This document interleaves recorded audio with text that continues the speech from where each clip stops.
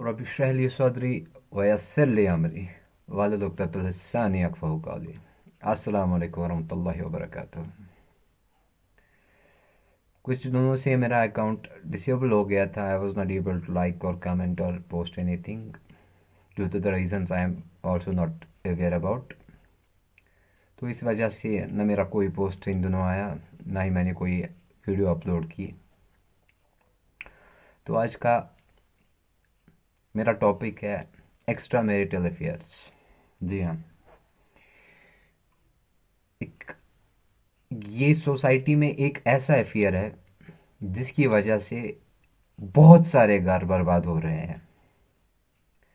अगर हम इस बात की एनालिसिस करें तो बहुत सारे लोग इसमें इन्वॉल्व हैं, बहुत सारी फैमिलियाँ इसमें रून हो रही है, बहुत सारे डिवोर्स की वजह भी ये है। अब बात करते हैं ये बेसिकली एक्स्ट्रा मैरिटल अफेयर है क्या और होता कैसे है। दो लोगों की आपस में अंडरस्टैंडिंग एट टाइम्स एक रिफ्ट सी पैदा करती है। जिनमें म्यूचुअल अंडरस्टैंडिंग ना हो उनमें यूजुअली एक रिफ्ट पैदा होती है। मैं किसी एंगल से ये बात जस्टिफाई नहीं कर रहा हूँ कि ये होना चाहिए, बट मैं वजूहात बोलना चाहता हूँ कि ये होता कैसे है, एक्चुअली रीजंस क्या होते हैं इसके।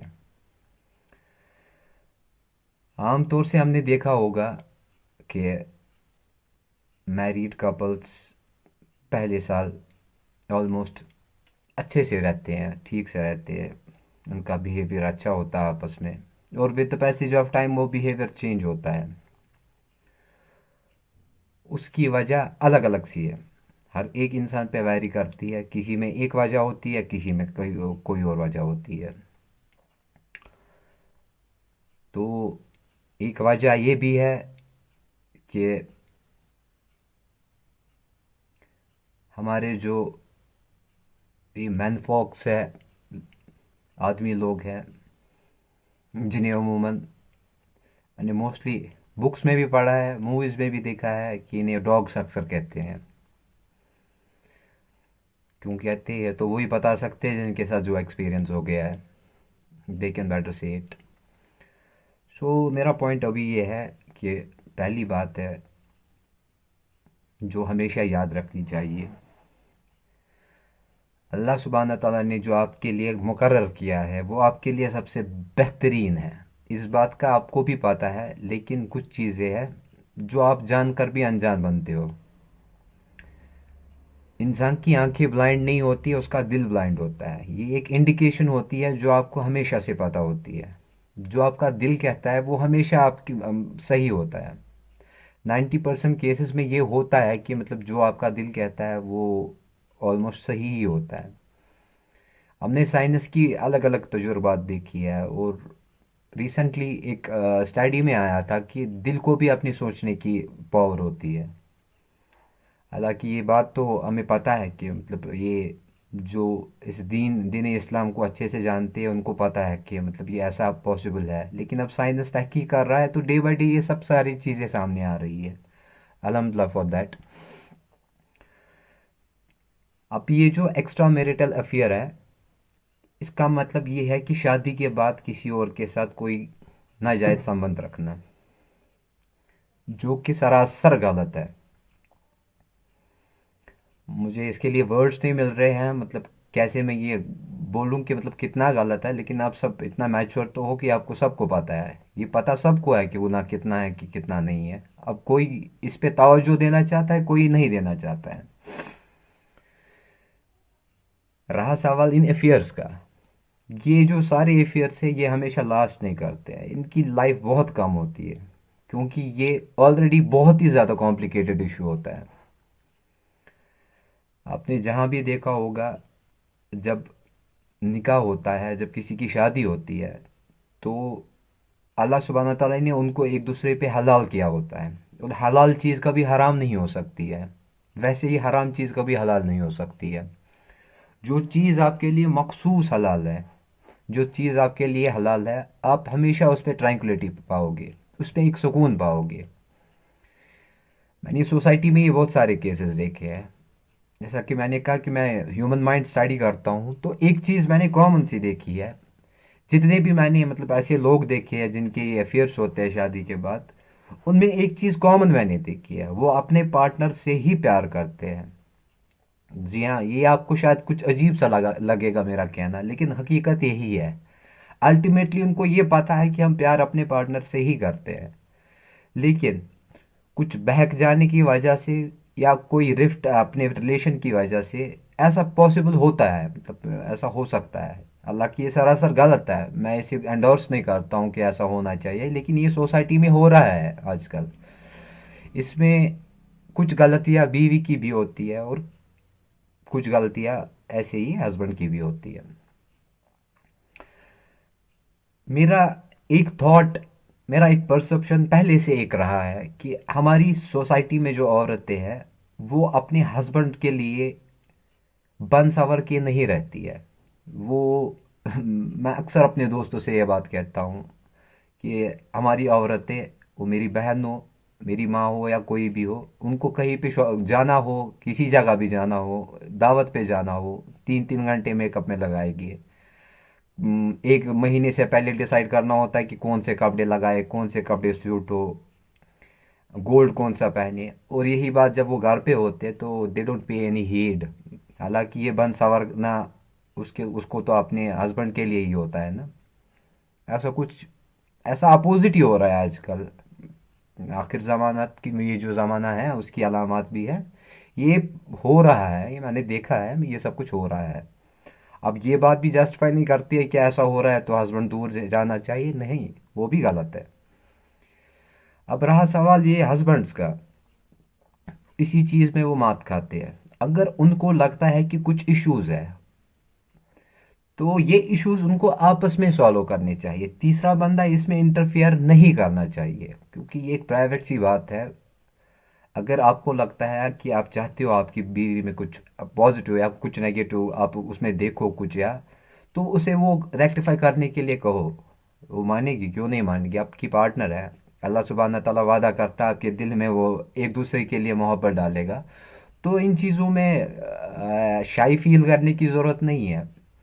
अगर आपको लगता है कि आपने आपके पार्टनर में कोई प्रॉब्लम है तो उसकी वजह से आप उससे दूर जा रहे हो, तो आपको उनसे बात करनी चाहिए। इससे मतलब जो कि आप बाहर अफेयर रखो और ये सब करो तो उससे तो आपका घर ही बर्बाद होगा। पहली बात है, इससे लाना अल्लाह की लानत भी है, ये सरासर बहुत गलत बात है। और दूसरी बात है, आपको कभी सुकून नहीं मिलेगा, आपका रिज़्क तंग होगा, बहुत सारी प्रॉब्लम्स होगी आपको।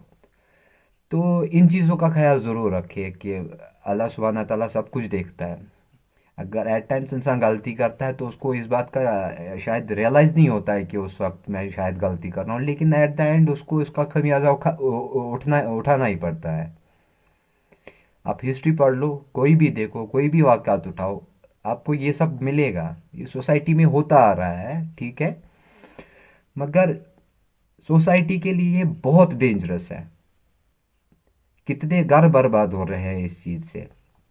अब मेल जो है वो अपने तरीके से जस्टिफाई कर रहे हैं, फीमेल अपनी तरीके से जस्टिफाई कर रहे हैं, नहीं जी हमें वो प्यार नहीं मिलता, नहीं हमें जी कंपैटिबिलिटी नहीं है, नहीं जी हमें वो चीज़ नहीं है।